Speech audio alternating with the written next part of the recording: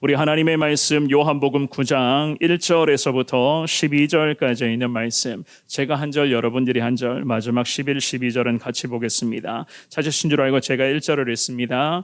예수께서 길을 가실 때에 날 때부터 맹인된 사람을 보신지라. 제자들이 물어 이르되 랍비여, 이 사람이 맹인으로 난 것이 누구의 죄로 임함입니까? 자기니이까 그의 부모니이까? 예수께서 대답하시되 이 사람이나 그 부모의 죄로 인한 것이 아니라 그에게서 하나님이 하시는 일을 나타내고자 하심이라. 때가 아직 낮음에 나를 보내신 이의 일을 우리가 하여야 하리라. 밤이 오리니 그때는 아무도 일할 수 없느니라. 내가 세상에 있는 동안에는 세상의 빛이로라. 이 말씀을 하시고 땅에 침을 뱉어 진흙을 이겨 그의 눈에 바르시고 이르시되 실로암 못에 가서 씻으라 하시니, 실로암은 번역하면 보냄을 받았다는 뜻이라. 이에 가서 씻고 밝은 눈으로 왔더라. 이웃 사람들과 전에 그가 거린인 것을 보았던 사람들이 이르되 이는 앉아서 구걸하던 자가 아니냐. 어떤 사람은 그 사람이라 하며 어떤 사람은 아니라 그와 비슷하다 하거늘 자기 말은 내가 그라 하니. 그들이 묻되 그러면 내 눈이 어떻게 떠졌느냐. 같이 봅니다. 대답하되 예수라 하는 그 사람이 진흙을 이겨 내 눈에 바르고 나더러 실로암에 가서 씻으라 하기에 가서 씻었더니 보게 되어노라. 그들이 이르되 그가 어디 있느냐 이르되 알지 못하노라 하니라. 아멘. 오늘 주시는 이 귀한 말씀, 이 말씀을 통해서 정말로 예수 그리스도만이 내 삶의 유일한 소망이요, 우리 모두에게 예수 그리스도만이 능력의 주님이신 것을 믿습니다. 이 신앙의 고백을 통해서 더 주님만을 의지하시면서 예수 소망으로 늘 승리하시며 살아가시는 우리 사랑하는 모든 성도님들 되시기를 주님의 이름으로 축원합니다. 이런 말 들어보셨는지요? 어떤 말인가 하면은요, 인생은 만남에서 시작되어 우리의 인생은 만남에서 끝이 난다. 들어보셨습니까? 인생은 만남에서 시작이 되어서 만남에서 끝이 난다. 아마도 들어보신 분도 계신 것 같은데요. 물론 그 전까지는 저도 그랬습니다마는 인생에 있어서 참 좋은 만남들이 너무나 중요하다는 것은 우리는 참 잘 알고 있었습니다. 하지만 그 좋은 만남이 중요한 것이지 과연 그 만남에서 우리의 인생이 끝이 난다. 만남에서 우리의 인생이 어떻게 끝이 날까? 우리가 혹시라도 그런 부분들을 생각해 보신 적이 있는지를 모르겠습니다. 무슨 의미인가 하면은요, 특별히 우리 그리스도인들에게는 굉장히 중요한 의미이기도 한데요, 인생을 살면서 우리는 참 많은 사람들을 만나요. 인생의 길목길목마다 많은 사람들을 만나게 되고, 만나는 그 사람들을 통해서 우리는 여러 가지 부분에서 영향을 받게 되고, 때로는 도움을 얻게 되고, 때로는 의도하지 않았지만 크고 작은 그런 상처와 마음이 좀 아플 때, 그런 순간들도 우리는 경험을 합니다. 그럴 때마다 우리는요, 사람들의 그런 주변 사람들로부터 영향을 받게 되는, 그리하여서 때로는 우리가 나아가는 그런 방향에도 참 여러 가지 그런 영향이 임하게 되는 그러한 순간들을 경험해 보셨는데요. 그런 의미에서 우리의 인생에서 좋은 만남은 너무나 중요하다라고 이야기를 하는 것이겠죠.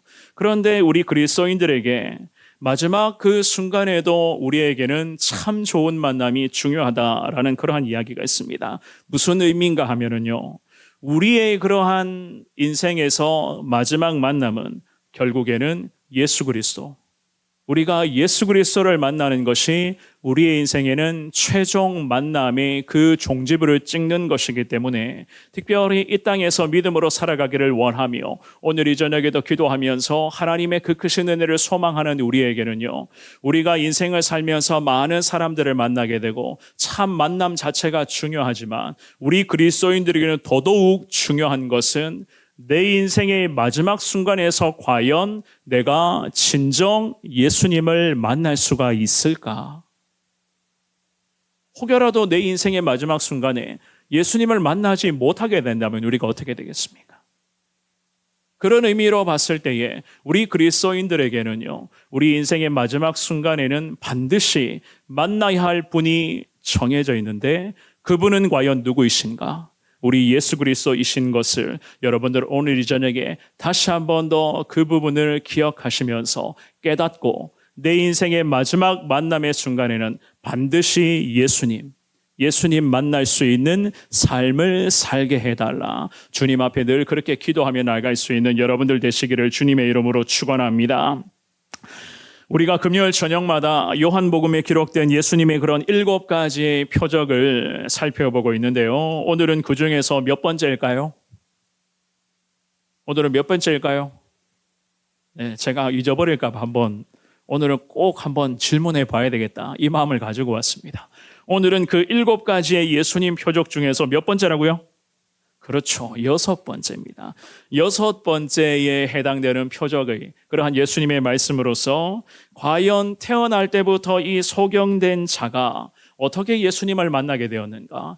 그의 인생에서 참 많은 사람들을 분명히 만났을 것인데 이 사람은 드디어 예수 그리스도를 만나게 되었던 이 기적 같은 은혜가 오늘 이 본문에서 우리에게 은혜로서 나타나고 있는 것을 볼 수가 있습니다. 주시는 귀한 말씀을 통해서 오늘도 예수 그리스도만이 우리 모두의 유일한 소망이신 것을 믿습니다. 이 신앙의 고백으로서 더 예수님 간절하게 의지하시며 살아갈 수 있는 여러분들이 되시기를 한 번 더 주님의 이름으로 축원합니다. 우리는 오늘 보시는 본문의 귀한 말씀을 통해서 두 가지로 우리 예수님이 주시는 그 은혜를 한번 살펴보겠는데요. 첫 번째입니다. 예수님은 우리의 고통을 함께 나누시는 분이시다.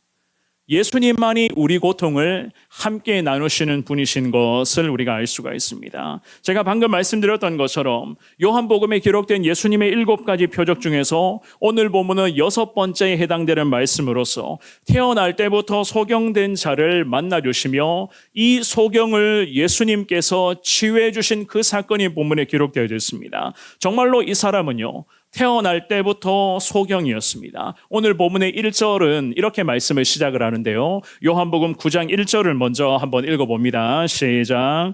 예수께서 길을 가실 때에 날 때부터 맹인된 사람을 보신지라. 아멘. 날 때부터 맹인된 사람이다. 성경은 그렇게 말씀을 하고 있어요. 그런데 길 가는 도중에 태어날 때부터 이 맹인된 사람을 예수님이 만나셨습니다. 물론 우리 예수님께서는 이 맹인, 이 소경을 일부러 만나 주신 것이겠죠. 그죠? 그래서 오늘 본문의 1절 말씀에서부터 태어날 때부터가 이 사람은 맹인이었다, 소경이었다라고 하는 그 말씀을 하시는 거예요. 무엇을 의미하는가 하면 이 사람의 인생 자체가 태어나는 그 순간에서부터 지금 이 예수 그리스도를 만나는 영광의 순간까지 이 사람의 인생 자체는 그야말로 비참했다는 겁니다. 특별히 우리가 좀 전에 읽었던 오늘 본문의 요한복음 9장의 8절을 보시면은요, 사도 요한의 의도라고 할까요? 과연 이 맹인이 어떤 인생이었는지를 좀 더 구체적으로 말씀을 하는데 우리 8절도 한번 읽어볼까요? 8절 읽습니다. 시작. 이웃 사람들과 전에 그가 거린인 것을 보았던 사람들이 이르되 이는 앉아서 구걸하던 자가 아니냐. 아멘. 이웃 사람들이 어떻게 이 사람을 생각하려느냐? 이 맹인에 대해서 전부터 그는 거린이었다, 거지였다는 거예요. 길에서 앉아서 구걸만 했던 자가 바로 이 사람 아니었는가? 그는 태어날 때부터 지금까지 예수님을 만나는 이 영광스러운 날까지 이러한 삶을 지금까지 살아오고 있었습니다. 그런데 이런 인생의 사람이었는데 우리 예수님 시선에 들어오게 되었어요. 사실 우리는 이 사람이 겪는 고통이라고 할까요? 그동안 이 사람이 인생을 살면서 어떠한 고통과 어떠한 고초를 겪었는가? 사실 우리는 잘 모릅니다. 더욱이 앞을 내다볼 수 없다는 것은 그야말로 끔찍한 고통 아니겠습니까? 그런데 오늘 이 본문에서 이 맹인은 단순히 앞을 보지 못한다, 내가 앞을 볼 수가 없다라고 하는 이 고통만 있었던 것이 아니었습니다. 우리가 8절 말씀에서도 본전에 읽어보셨던 것처럼 그 시대의 분위기 자체가 이 소경의 마음을 굉장히 힘들게 했던 거예요. 태어날 때부터 앞을 내다보지를 못했을 뿐더러 8절에 기록된 것처럼 이 사람은 지금까지 거린, 앉아서 구걸만 하면서 하루하루의 생명을 겨우겨우 그냥 연장시키는 그 수준의 삶을 지금까지는 살아오고 있었습니다. 그런데다가 이 시대, 예수님 시대에 이러한 맹인과 같은 이러한 질병에 걸려 있는 사람들을 바라보는 시선 자체가 좀 삐딱했습니다. 어떠한 시선이었는가 하면은 오늘 본문의 2절 말씀에 보시면은 이 시대가 과연 이러한 환자들, 이러한 아픔의 사람들을 어떻게 여겼는가를 우리가 2절을 보면 알 수가 있는데요. 2절 읽어보겠습니다. 시작. 제자들이 물어 이르되 라삐여 이 사람이 맹인으로 난 것이 누구의 죄로 인함이니까 자기니까 그의 부모니까. 아멘. 누가 지금 예수님께 질문을 하죠? 그렇죠. 예수님의 제자들이 지금 예수님께 질문을 합니다. 보통 이웃들이나 아니면은 길 가던 사람들이 예수님 붙잡고 라삐어라고 부르면서 질문했던 게 아니에요. 예수님과 함께하고 있었던 이 예수님의 제자들이 예수님께 질문을 하는데 이 맹인에 대한 인식을 그대로 지금 질문 속에 다 노출시켜 버렸습니다. 제자들의 이러한 반응, 이 제자들이 질문했었던 이 질문에 대한 제자들의 가치관을 우리가 고려해 봤을 때에 예수님 시대의 이 분위기라고 할까요? 이 맹인이라든지 환자들을 내다보는 분위기 자체, 사람들의 시선 자체는 이 정도였다는 것입니다. 오늘 이 본문에서 맹인이 맹인된 것, 이 맹인이 앞을 내다보지 못한다는 것, 게다가 태어날 때부터 앞을 내다보지를 못하고 지금까지 맹인으로서 그냥 앉아서 구걸만 하는 그 수준으로 살아오고 있었던 것을 놓고 제자들조차도 어떠한 인식을 하고 있었는가? 죄 때문이라는 거예요.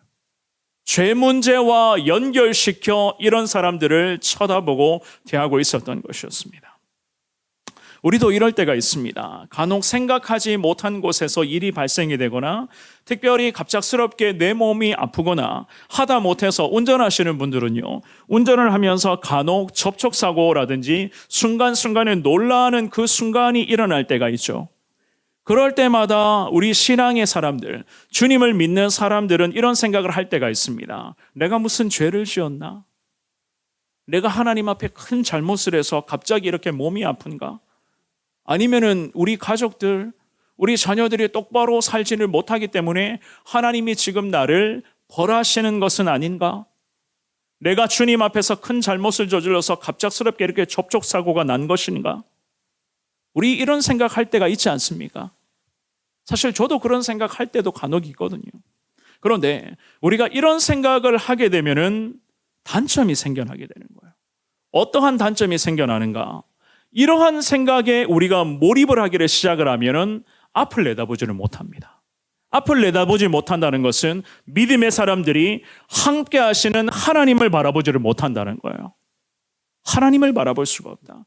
이 시대에 예수님 시대에 이 유대인들의 문화가 지금 딱 이랬습니다. 대부분 장애라든지 혹여라도 원치 않은 그런 질병에 걸린 사람들을 볼 때에 항상 이런 식으로 오해를 하면서 이런 기준을 가지고 그 아픈 분들을 저들이 정죄하며 이런 식으로 몰아가고 있었던 겁니다. 그러니 질병을 겪는 당사자들의 마음은 과연 어떠했을까? 게다가 오늘 이 본문에서 소경, 태어날 때부터 앞을 내다보지를 못했는데 이 소경은 지금의 이 시대적인 분위기 앞에서 하루하루를 과연 어떤 마음으로 지금까지 살아오고 있었을까? 제자들도 물론 이런 분위기에 익숙했습니다. 그래서 예수님께 아무렇지도 않게 2절 말씀에서 질문을 해요. 이 사람의 죄가 누구 때문입니까? 이 사람 본인 때문입니까? 그 부모의 죄 때문입니까? 질병의 원인을 묻는 게 아니에요. 이 질병은 무조건 죄 때문에 질병에 걸렸다라고 하는 이 생각이 제자들조차도 이 생각을 지금 가지고 있었습니다. 이러한 제자들의 질문에 우리 예수님의 대답을 한번 볼까요? 3절 말씀입니다. 우리 같은 목소리로 3절 읽어봅니다. 시작.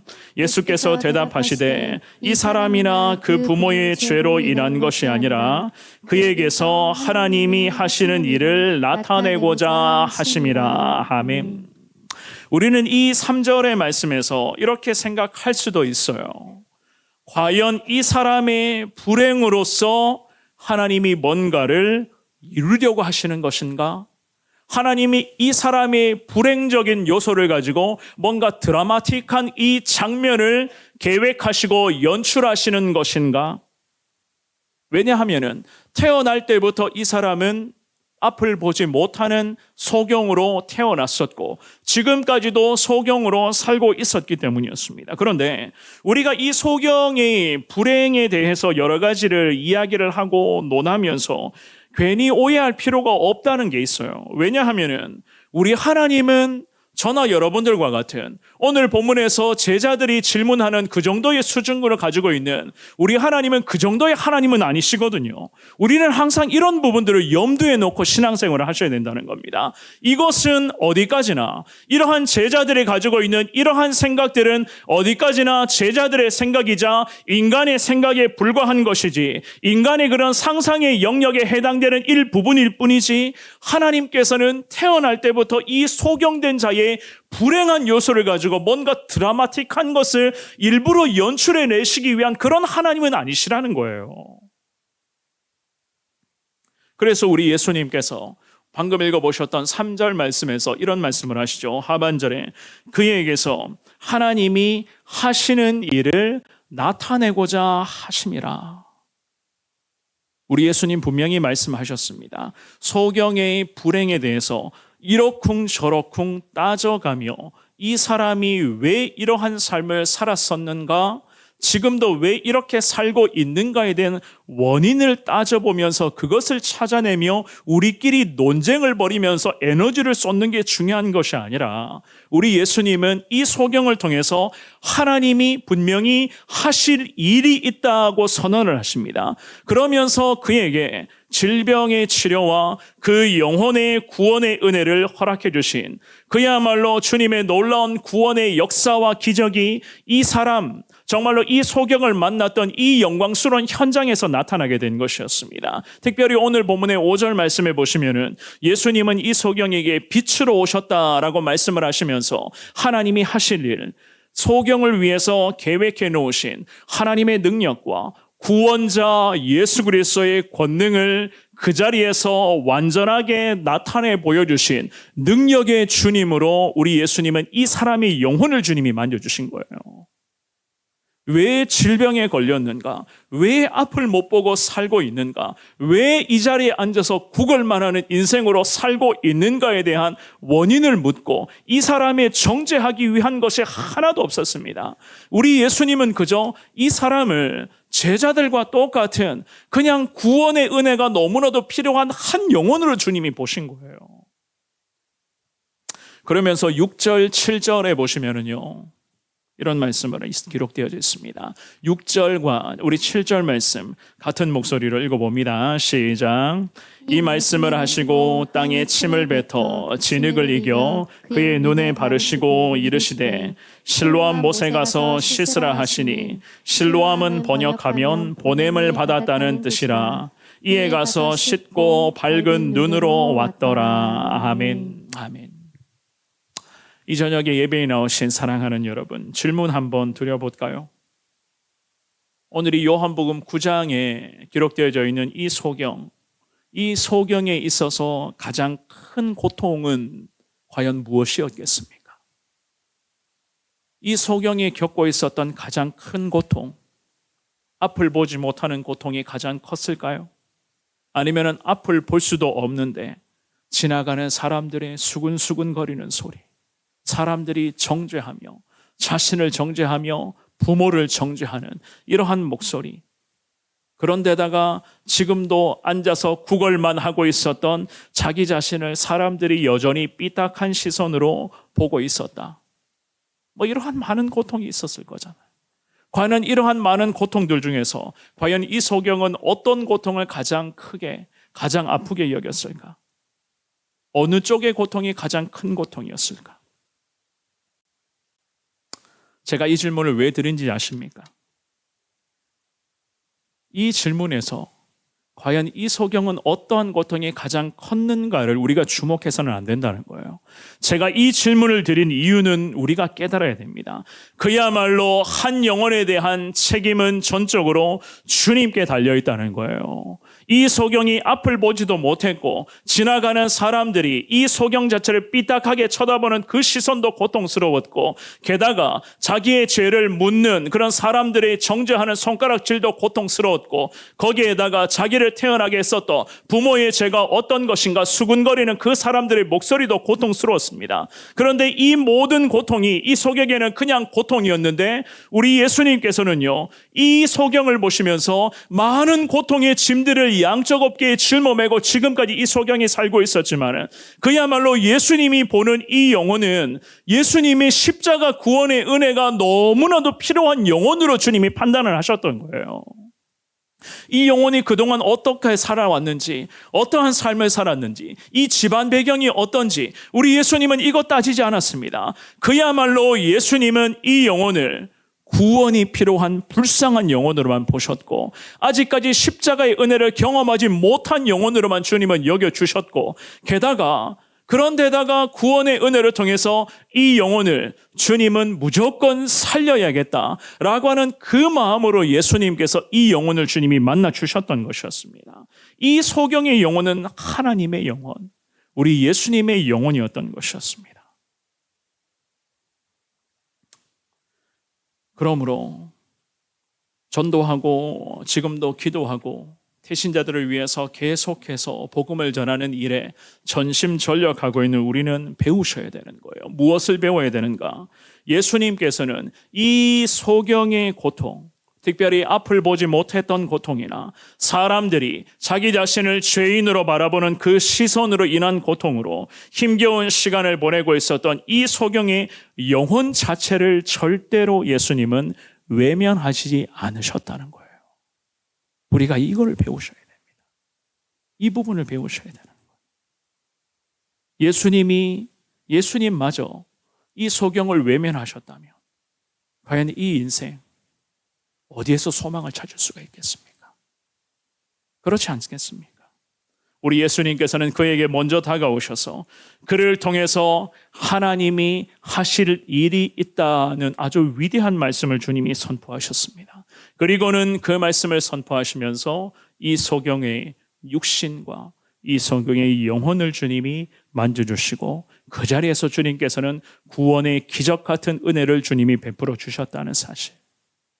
세상 살다 보면 참 많은 고통과 여러 가지 그런 아픔의 순간들을 우리는 경험하게 됩니다. 그럼에도 이 소경에게 그렇게 해주신 예수님께서는 저와 여러분들이 겪는 고통과 어려움도 예수님은 앞으로도 절대 지나치지 않으신 분이신 것을 여러분들이 오늘 주시는 말씀으로 깨달으시면서 부족하지만 예수님처럼 사는 자 되기를 원합니다.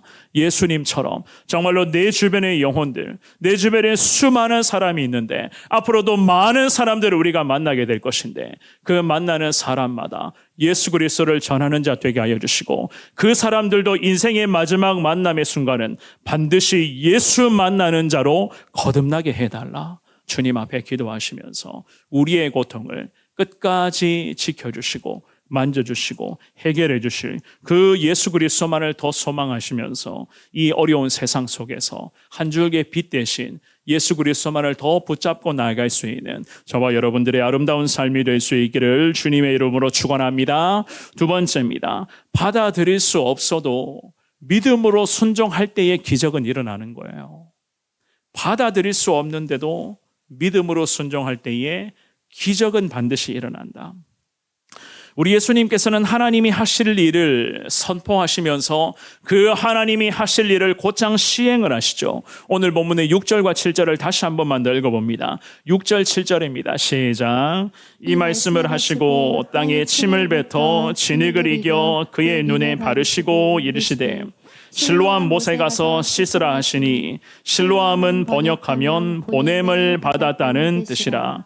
이에 가서 씻고 밝은 눈으로 왔더라. 아멘. 이 6절 7절을 잘 보시면은 침을 진흙으로 뭉쳐서 그 소경의 눈에 발라주셨다. 성경은 그렇게 말씀을 하거든요. 물론 침이라고 하는 것은 이 시대 예수님 시대의 사람들에게 있어서는 민간요법 중에 하나였습니다. 여러분들도 어릴 때 상처날 때에 이렇게 침을 딱 찍어서 바르지 않으셨어요? 제가 그랬거든요. 목이 물릴 때 침 발라가지고 이렇게 문질렀거든요. 그런 적 없으셨습니까? 그렇죠. 괜히 또 안 하신 척 하는데. 자, 오늘 이 본문에서 예수님 시대에 이 침도 마찬가지였습니다. 이러한 민간요법 중에 하나로 사람들이 인식을 하고 있었는데 우리 예수님께서도 이 사람들의 인식 자체를 이미 다 꿰뚫어 보고 계셨겠죠. 그죠? 물론 침이 과연 어떠한 효과가 있을까 이렇게 생각할 수도 있겠지만은 예수님께서는 하나님이 하실 일들을 나타내 보여주시기 위해서 그런 세밀한 부분까지 예수님은 전부 다 신경 쓰고 계셨다는 거예요. 왜 이렇게까지 신경 쓰셨는가? 이 영혼을 살리셔야 되거든요.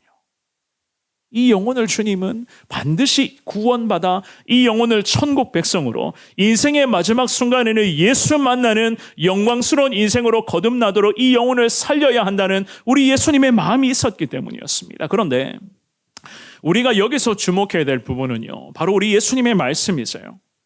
예수님은 침을 뱉어서 진흙을 뭉쳐서 그것을 이 소경의 눈에 발라주셨거든요.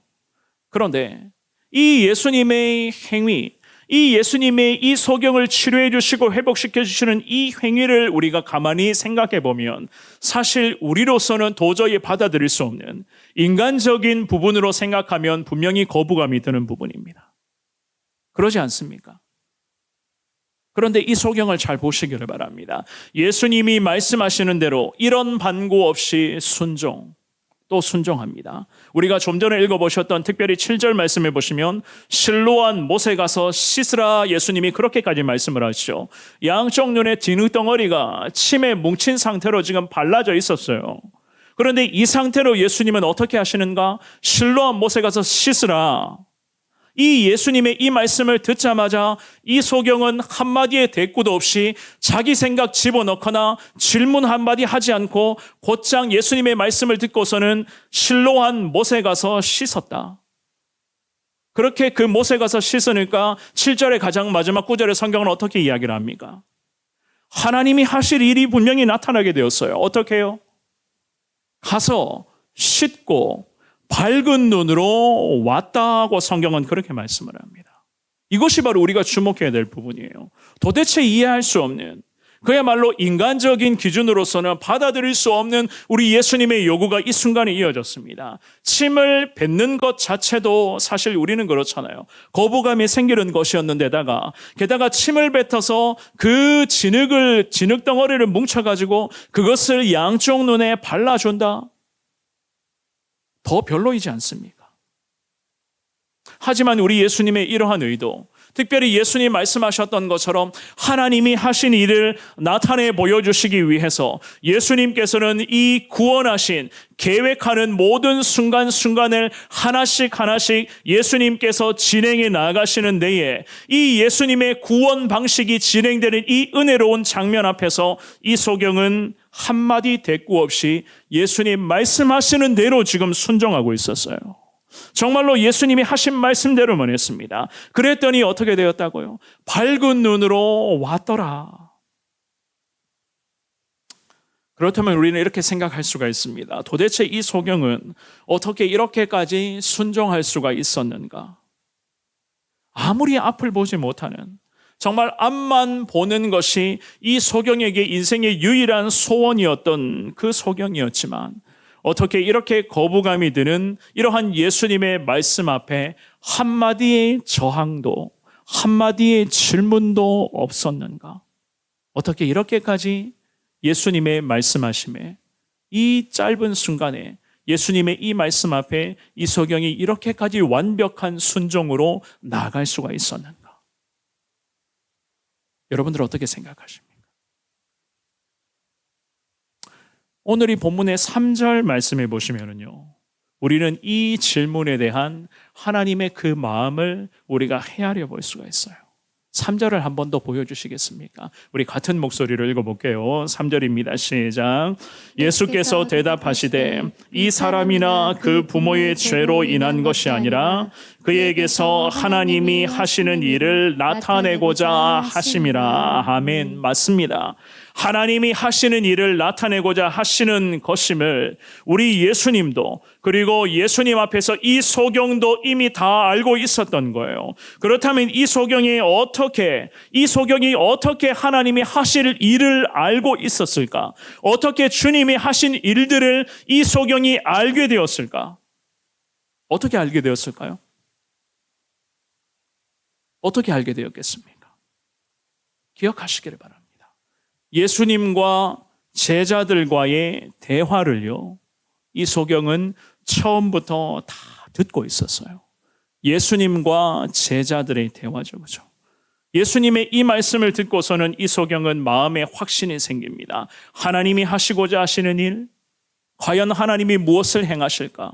제자들이 질문을 했단 말입니다. 랍비요, 이 소경이 왜 이렇습니까? 이 사람이 자신 죄 때문입니까? 부모의 죄 때문에 태어날 때부터 이렇게 태어나서 거지같이 살고 있는 것이 도대체 무슨 이유 때문입니까? 제자들이 그냥 질문을 했단 말이에요. 이 제자들의 질문 앞에 3절에 예수님이 이런 말씀을 하셨잖아요. 이 사람이나 부모의 죄 때문이 아니라 이 사람을 통하여서 하나님이 하시고자 하는 일이 있는데 그 일을 이 사람에게 주님은 나타내고자 하심이라.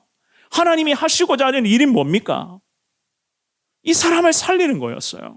이 소경을 고쳐주시는 것이고 이 소경의 영혼을 주님이 구원해 주시는 그 일이었습니다. 그런데 예수님과 제자들의 이 대화를 이 소경은 옆에서 다 듣고 있었던 겁니다. 대화를 듣고 나서는 이미 마음속에 주님께서, 특별히 하나님이 나에게 하신 일을 분명히 행하시겠구나라고 하는 그 마음의 믿음과 확신이 생겼습니다. 하나님이 하시는 일, 즉 하나님의 구원 계획을 이 소경은 들었고 예수님을 통해서 전해졌던 그를 향한 예수 그리스도의 거룩한 그 구원의 은혜를 이 소경은 이 짧은 찰나에 깨닫게 되었습니다. 예수님의 말씀을 듣고서는 이 소경은 고침받을 수 있겠구나, 드디어 앞을 볼 수 있겠구나라고 하는 이 마음의 확신이 계속해서 순간적으로 솟구쳐 올라가고 있었던 거예요. 사실 도저히 인간적으로 받아들일 수 없는 말씀을 예수님이 요구를 하셨잖아요. 침을 뱉어서 진흙덩어리를 양쪽 눈에 발라주는 것도 이해가 안 되는 것이고, 이 진흙덩어리가 양쪽 눈에 발린 상태에서 실로암에 가서 씻으라고 하시는 것도 앞을 내다보지도 못하는데 흙덩어리가 눈두덩이에 발려져 있는데 그곳에 가서 내가 씻게 된다? 도저히 인간적으로는 받아들일 수 없는 예수님의 말씀이었거든요. 그런데 어떻게 이런 반고 없이 또 순종할 수가 있었는가? 오늘 본문의 2절과 3절입니다. 제자들과 예수님이 하시는 이 말씀을 들었습니다. 어떤 말씀이요? 하나님이 하시는 일을 나타내고자 하심이라. 이 말씀에 이 소경은 믿음과 확신을 갖게 되었습니다. 로마서 10장 17절 말씀에 우리가 잘 아는 말씀이 있습니다. 우리 이 말씀 읽어봅니다. 시작. 그러므로 믿음은 들음에서 나며 들음은 그리스도의 말씀으로 말미암았느니라. 아멘. 그렇습니다. 믿음은 어디에서 난다고요? 들음에서 나는 거예요. 무엇을 들어야 됩니까? 그렇죠. 하나님의 말씀을 들어야 되죠. 세상에서 들리는 소리를 듣는 것이 아니라 제자들이 이 사람을 바라보는 인식 자체, 제자들의 목소리만을 들었다면 이 사람 마음이 힘들었을 거예요. 누구 죄 때문이냐고 자꾸 묻는데 이 사람의 마음이 얼마나 괴로웠겠습니까? 그 마음에 이 소경이 당신이 뭔데 나에게 이렇게까지 이야기하는가? 그 마음을 조금이라도 갖고 있었다면 절대로 구원의 기적은 일어나지 않았을 거예요. 그런데 이 소경은요, 예수님과 제자들과의 대화에서 하나님이 하시는 일을 나타내실 것이다, 이 주님의 말씀을 정말로 생명의 말씀으로 들었습니다. 말씀을 들으니 그 들음을 통해서 거룩한 믿음이 생겨나게 되었던 거예요. 우리가 금요일 저녁마다 요한복음에서 일어났던 그러한 예수님의 7가지의 기적 같은 역사를 우리가 금요일 저녁마다 계속 살펴보고 있습니다. 저도, 여러분들도 쭉 살펴보셔서 아시겠지만은요, 결국 기적이 일어나게 되었던 그 은혜의 현장들을 가만히 살펴보면 기적이 일어났던 결정적인 원인은 순종이었어요. 무조건적인 순종이었습니다. 이해 안 되는 상황일지라도 믿고 순종하니까 기적 같은 역사가 나타나게 된 거예요. 순종하는 사람에게 어떠한 기적이 나타났습니까? 오늘 본문에서도 성경은 이렇게 말씀을 합니다. 요한복음 9장 8절과 9절 말씀, 우리 같은 목소리를 읽어봅니다. 8절 9절입니다. 시작. 이웃 사람들과 전에 그가 거린인 것을 보았던 사람들이 이르되 이는 앉아서 구걸하던 자가 아니냐.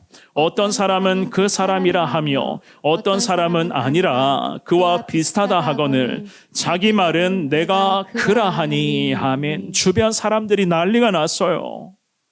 지금까지 길가에서 구걸만 하며 하루하루를 살았던 거지였는데 게다가 소경 아니었습니까?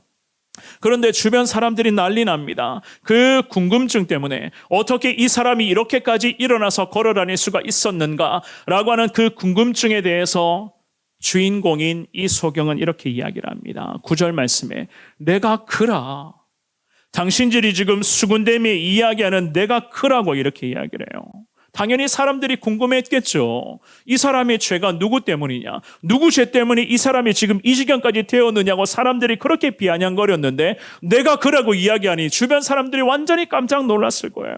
그랬더니 소경이 선언합니다. 자기가 믿고 따랐던 예수 그리스도. 그야말로 말씀 한마디로 자기의 불치병을 한순간에 고쳐주신 예수 그리스도. 거기에다가 이 불쌍한 영혼을 구원해 주신 우리 예수 그리스도를 이 소경은 당당하게 선언합니다. 오늘 본문의 11절 말씀 같은 목소리를 읽어봅니다. 11절의 말씀입니다. 시작. 대답하되 예수라 하는 그 사람이 진흙을 이겨 내 눈에 바르고 나더러 실로암에 가서 씻으라 하기에 가서 씻었더니 보게 되었더라. 아멘. 예수님의 말씀에 무조건적인 순종으로 엎드리니 가서 보게 되었다. 이 소경이 당당하게, 기적의 주인공인 이 소경이 당당하게 예수를 지금 전하고 있었던 것이었습니다. 사랑하는 여러분, 도저히 받아들일 수 없었던 우리 예수님의 말씀이었는데 이 소경은 끝까지 한순간도 흐트러지는 모습 없이 주님 앞에 믿음으로 순종하고 또 순종합니다. 그랬더니 질병에서 게다가 그의 영혼도 예수 그리스도의 그 놀라우신 은혜로 구원의 은혜를 얻게 된 것이었습니다. 이것이야말로 기적 중의 기적 아니겠습니까?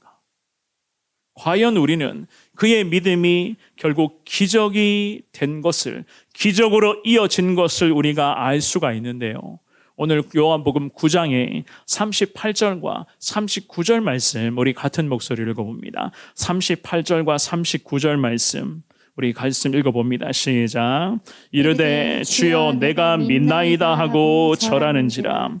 예수께서 이르시되 내가 심판하러 이 세상에 왔으니 보지 못하는 자들은 보게 하고 보는 자들은 맹인이 되게 하려 함이라 하시니. 아멘. 주님 믿습니다. 주님 앞에 이 소경이 마지막 순간까지도 엎드려요. 그랬더니 예수님 어떤 말씀하십니까? 지금 오늘 이 저녁에 예배드리는 우리에게도 예수님 이 말씀으로 다시 우리 신앙의 경각심을 일깨워주고 계신다고 생각을 하는데요. 39절에서 예수님 심판하러 이 세상에 오셨다 성경은 말씀합니다. 그런데다가 어떻게 해요? 보지 못하는 자들은 예수님이 보게 하실 것이고 보는 자들은 오히려 맹인이 되게끔 하실 것이다.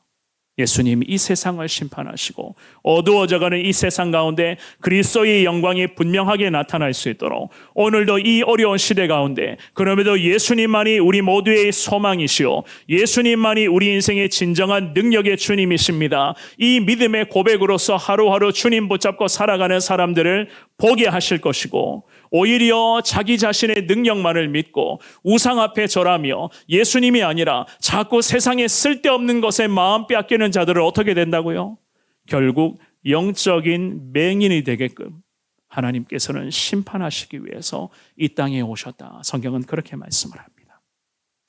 말씀을 정리하겠습니다. 우리 예수님의 7가지의 표적 중에서 우리는 오늘 6번째의 표적, 우리 예수님의 6번째 기적을 살펴보았습니다. 예수님께서는 앞을 보지 못하는 그러한 소경의 고통에 주님 공감하셨고 그에게 말씀으로 기적 같은 은혜와 구원의 놀라운 역사를 주님이 허락하셨습니다. 물론 소경의 입장에서도 도대체가 받아들일 수 없는 예수님의 말씀이 그 순간순간에 선포되었지만 이 소경은 믿음으로 확신했기 때문에 주님 앞에 한 채 흐트려지는 모습 없이 완전한 순종으로 기적의 주인공, 구원의 주인공으로 거듭날 수가 있었던 것이었습니다. 그래서 그는 자기를 고쳐주신 예수 그리스도를 전하며 진정 예수님 앞에서 자기 자신은 죄인인 것을 고백하면서 천국 백성의 그 놀라운 시민권을 그 순간에 예수님으로부터 취득하게 된 것이었습니다.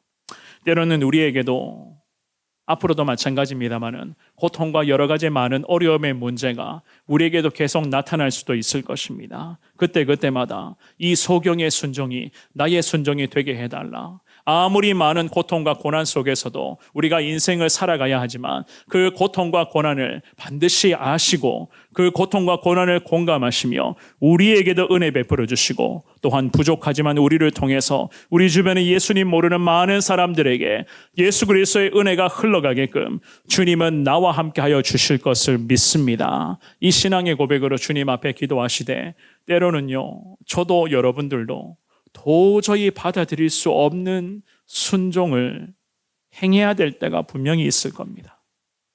우리 기준으로서는 도저히 납득이 안 가는, 이해가 안 되는, 왜 하나님이 이렇게까지 하시는가?